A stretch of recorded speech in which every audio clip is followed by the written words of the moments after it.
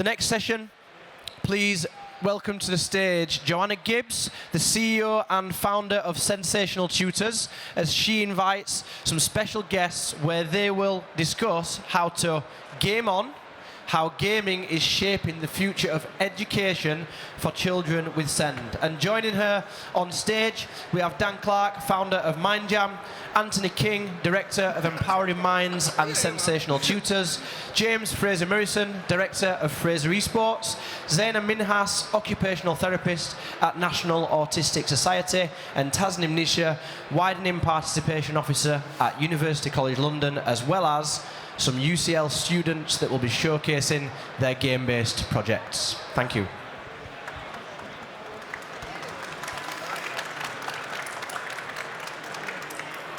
Thank you so much to everybody for being here.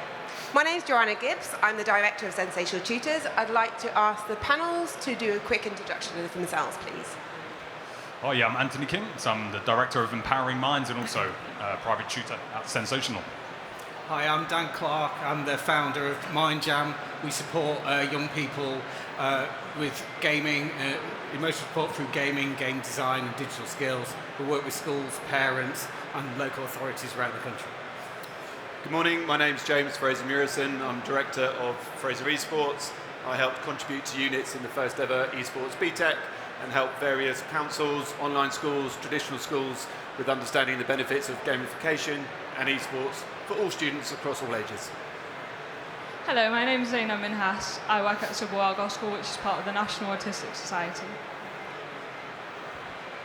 My name is Taznim. I'm a widening participation officer at UCL Computer Science, and I look after the outreach programs. Thank you very much. So gaming is being talked about in the educational field. It can be controversial to some people.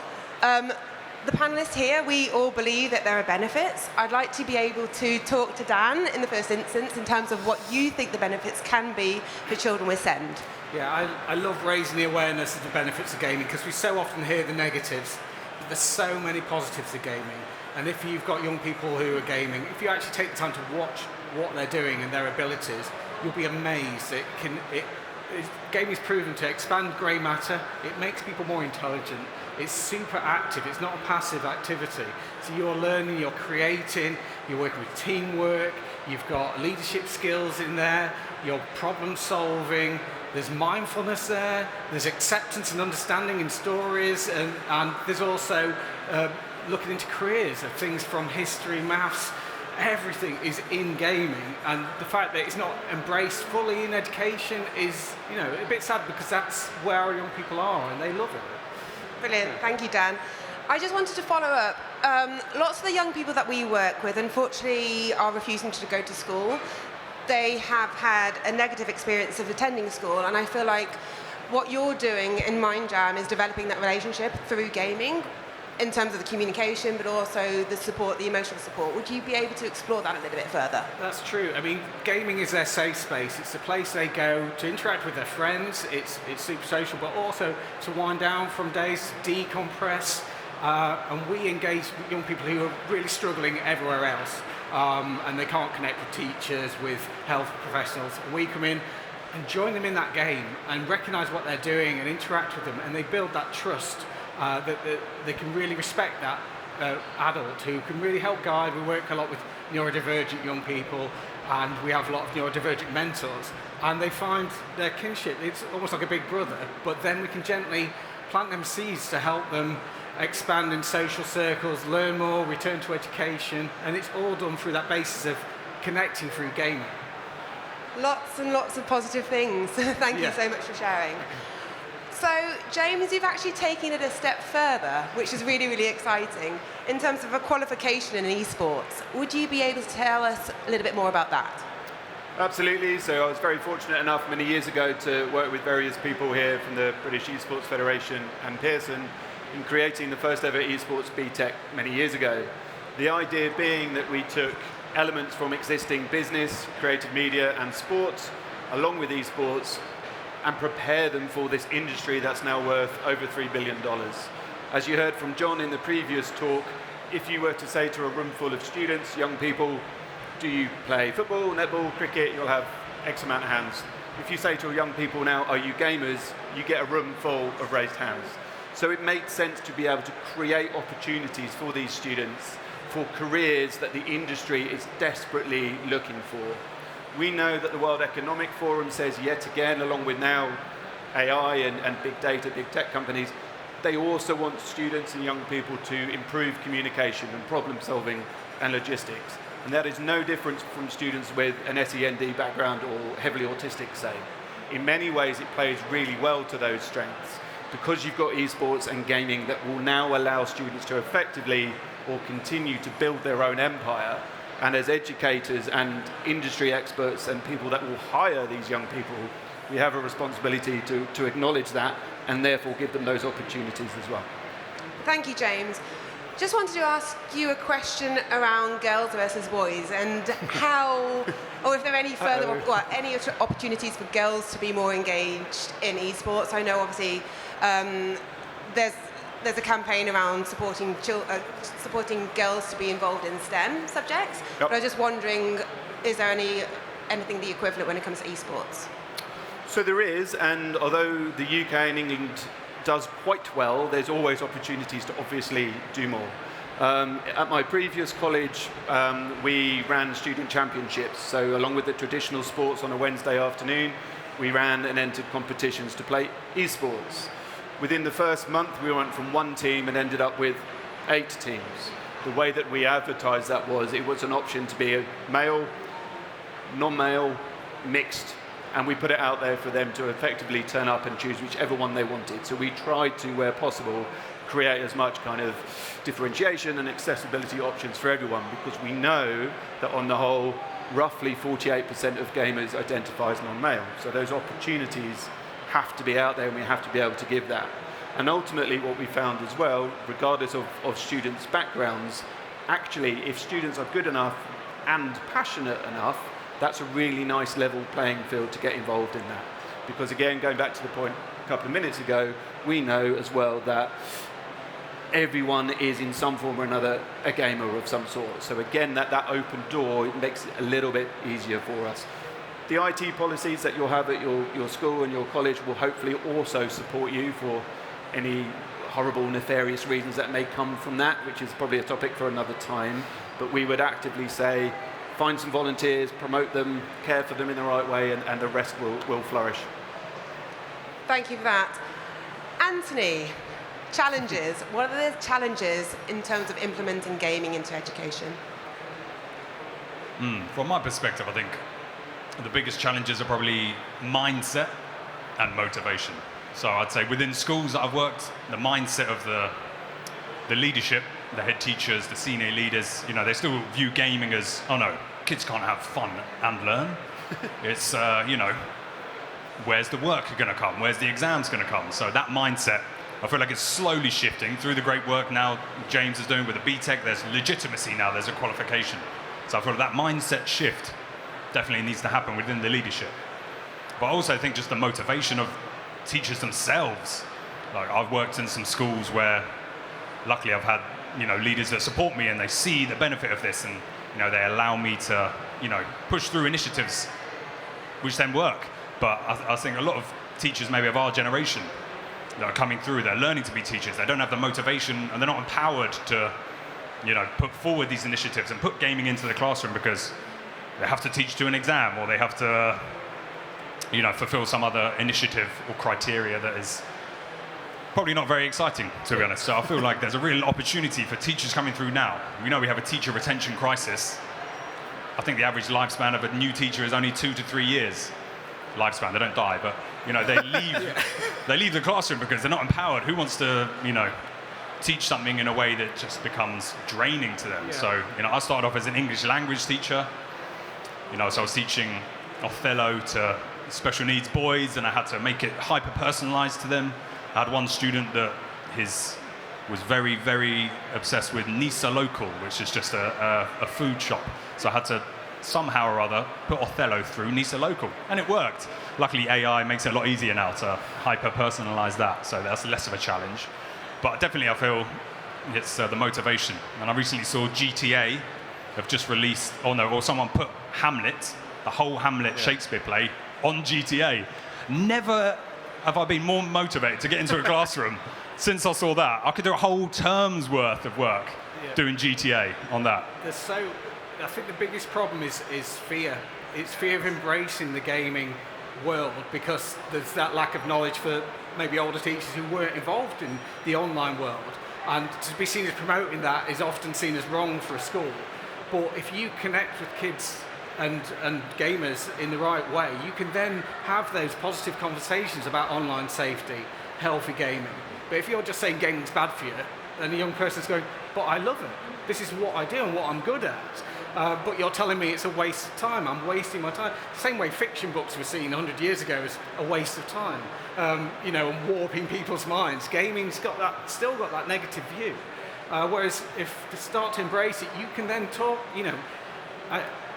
for parents, if your young person's maybe using Roblox and they've got a fear that they'll be banned by the parent if they tell them that they're having a problem, they're not going to tell them that they're having a problem or that someone's harassing them. Whereas if we've got that open conversation, we can then talk and help and put the barriers in place and help them get the skills they need to protect themselves. But it is a controversial topic, obviously. And also, if I may quickly as well, so when I was teaching my previous college before now kind of going alone, my Esports department from year 1 was 3 of us as teachers, year 2 was 5 of us, and year 3 there were 7 Esports teachers. So if you're sitting there going, well, what is that? What does that mean? Well, they were all part-time with the exception of myself. I was the only one who taught Esports full-time, as well as head of department, chaos. But they were also teaching traditional A-level sport. They were also teaching traditional A-level business and BTEC business. They were also teaching creative media studies.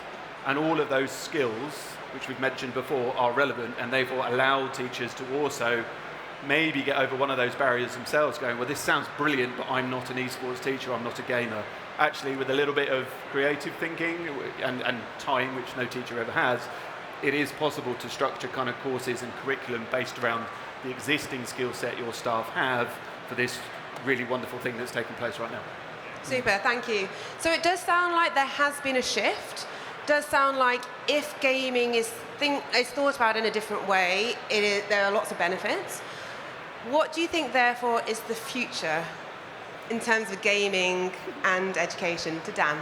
Yeah, I think the more it's embraced, the more it can be used. I've just been talking with Yuki, actually, and they're campaigning for a digital skills GCSE. So we have computer science, but obviously, as you know, that's very much coding and things, but there's so many young people who are gaming, but then they're going off creating art, wanting to make a game, making music, and these are real skills that are employable and shaping the future. We should have GCSEs based on that. There isn't anything that's going, well, I love to do animation and I want to do this. Where can I do that until I get to college age? And that's where the gap is. If we can fill that, get a GCSE, start looking at that even younger, that we properly get into Minecraft education and Minecraft. Why isn't that in every classroom? It's so, young people learn so much from it. Absolutely. That's why it should be embraced. Super, thank you. So it sounds like we need to provide opportunities for everybody to be involved in education in terms of gaming as well. So I'm going to be asking a couple of questions to Zaina and Taznim. I'd like you to be able to discuss at this point what UCL are doing in terms of the touch typing computing. So I work at Sybil Elgar School, and we have a range of autistic students across the autism spectrum, and some of them have a lot of high support needs. Many of them are also diagnosed with a learning disability. Many of our students have significant motor difficulties and have limited or no speech.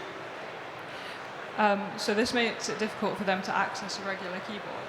So last summer, UCL worked with us to create a game called Superhero Sports Day, and the master's students presented it to us. Our students are able to engage in this quite regularly, and there's a range of benefits which it offers. They address needs including increasing computer accessibility for those who aren't able to access a regular keyboard and a regular computer. They provide motivating opportunities for students to engage in games, and learning opportunities promoting movement and coordination. This technology allows our students with the highest support needs, and some who also have a physical disability, to engage in a range of motivating games. This further develops student social engagement and acts as a motivator for interaction. This has increased language on participations in many of our students. For example, one of our students had said, "More games, please," and she didn't typically express her needs or wants. And it was really quite nice to see that engagement and her motivated to use language. Some of our students who don't typically engage in lessons and might not even access lessons have been really excited to participate in these games. We actually have some students as well. So at UCL, we run a range of outreach programs, including with SEND schools such as Sybil, Elgar, Richard Clousley, and Helen Allison. And our students have been working on a range of projects to bring gaming to schools. So I'm going to hand over to Hugo. Hi. So, 1 in 36 children have autism. Now, sensory rooms are a great way for these children to regulate their emotions, but they're really expensive. So we're building an affordable sensory room powered by generative AI. Children can walk in and say, "I want Let It Go," and the room transforms around them. It's pretty cool. So, here we go, my visuals. 1 in 36 children have autism. We've talked about this. Expensive. We're building a cool sensory room with generative AI. So you can walk in and say, "I want Let It Go," and it transforms into a digital oasis around you. Intuitive interactions, such as waving a hand, encourage the children to engage with the space as lights morph around the on-screen content. This, alongside the teachers at NAS, really encourages children to learn to express their emotions in a safe and comfortable environment. Hi. It is very difficult for neurodivergent children to take part in winter activities such as ice skating. But with Superhero Sports Day Winter Edition, children can explore 8 new winter activities, all within a fun, safe, and engaging environment. Thanks to motion input technology, the game is highly interactive. Children can steer a kayak through icy waters just by mimicking a paddle movement or delivering presents to houses by throwing in the air. This game creates an immersive new experience that encourages children to stay active while most importantly having fun. Having a safe space for children with autism is of utmost importance, which is why my team has been creating a multiplayer game in which children can explore freely in a magical forest alongside their friends, having numerous mini games along the way. As an example, I'd like to show you our potion brewing game here, where we're using motion input. Children can simply stand in front of the camera and pinch the air, moving their hands to pick up items and move items around. The superhero explorers will build the foundation for collaborative skills of children within an engaging environment. Our game is a motion input swimming adventure designed for children with disabilities who may face challenges in traditional sports. Children can explore the sea, discover hidden treasures, and enjoy a magical experience designed to improve their motor skills and build confidence. In collaboration with child therapists at NAS, we immerse the children in novel swimming experiences. In the future, a breathing sensor will be integrated to monitor the breathing partners of the disabled children. Learning when children are going through difficult times with their health can be made more inclusive with offline AI.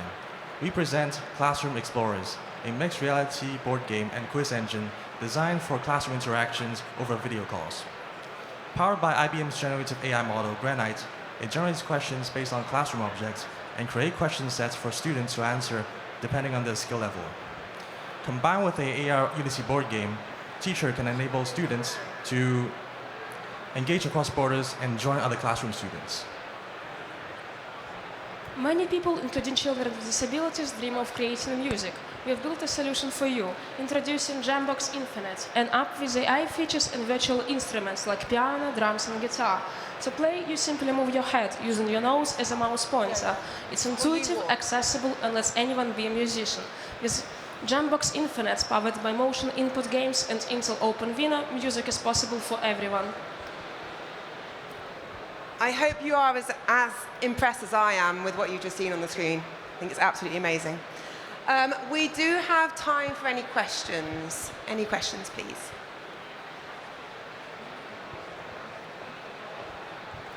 So this sounds really amazing and really inclusive for children who need more support. But how much is this going to cost schools? Because this is the biggest thing. I'm a governor at my daughter's school, and they're not a special SEND school. They just have a lot of children who need extra support. And the biggest thing is they don't get any extra funding. So how do they do it without any extra funding? Thank you for your question. What are you specifically looking into? The gaming? Yeah? The games Yeah, that you so saw? when you start introducing gaming, and do you need consoles? Do you need just special screens? Do you need access to expensive games? How do we train the teachers? All of this, is it going to cost? Thank you. I was going to go to James. So there's a couple of answers. We started off with the traditional PCs that were used in business and IT classrooms to download free games that were age appropriate to judge the level of excitement and popularity. By the end of the first month, students wanted 3 extra classes an hour after college to go to the rooms where they would have played at home with their mates online anyway for those opportunities. By the end of term 2, we'd put on a special Minecraft for Education Foundation Learners class only, purely for SEND students at no extra cost, because for the most part, all of that software is free. There's some licensed things here, there, and everywhere.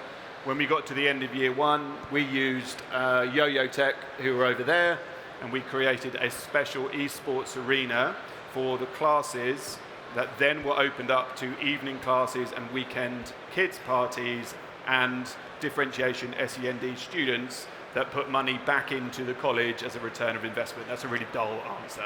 So there's lots of different ways, and we can have a chat about EHCPs, utilising them after this. Yeah, if I could just pitch in on that as well. It's same in game design. Most of the software is free. So it's having laptops that can run it, which when we deal with schools, most do tend to have that now. They don't need to be the highest spec, but all the software is completely free, from, maybe starting writing games for Roblox Studio, that's completely free, to then moving up to professional standard ones called Unity and Unreal Engine. They're completely free for young people to work on. So it's just, it's just being aware of what's there, I think. But then, of course, for individual students, EHCP plans can assist with that as well. I think there's a great question in terms of it highlights some of the fears that people have about this, that they think it's going to cost the earth. Look, you walk around some of these stands and there's robots and you're thinking, how much is that going to cost? But yeah, in general, it really is a really good solution, a much cheaper solution than it is for the current SEND crisis, the funding crisis. Yeah. Half of local authorities in the UK are projected to go bankrupt in 2 years because they're spending so much money on SEND education. And these could fill a lot of those problems and fill these gaps. I remember speaking to the professor at UCL who's, these PhD students that are working for him, they specifically choose technology that, is very widely available. You don't have to buy extra computers to run these things. It is, open source. All of these projects that we're making are built on UE5, like you said, and they will run on virtually any laptop, any Intel-based laptop. That's why we're doing this. These projects aren't for schools that get a massive amount of funding. It's for those who don't. You can literally run these games on a laptop. No specialist controllers, cameras, motion technology. It's all handled for you by us. So it's a really great solution for all schools. Thank you. Amazing answers. I'd be interested to see if you bring that back to the head of the school and see what the reaction is. That'd be great. Any further questions?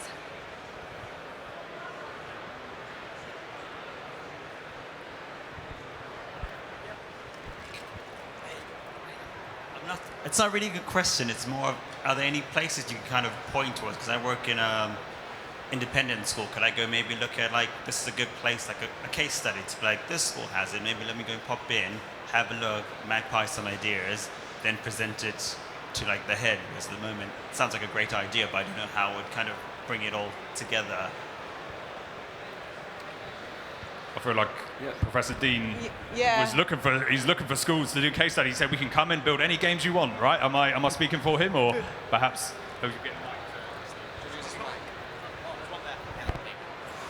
So we are looking for schools to partner with. Where Professor Dean is looking. One of the things that he's looking for is we've got these students who build these projects, and we want to know what schools need from us.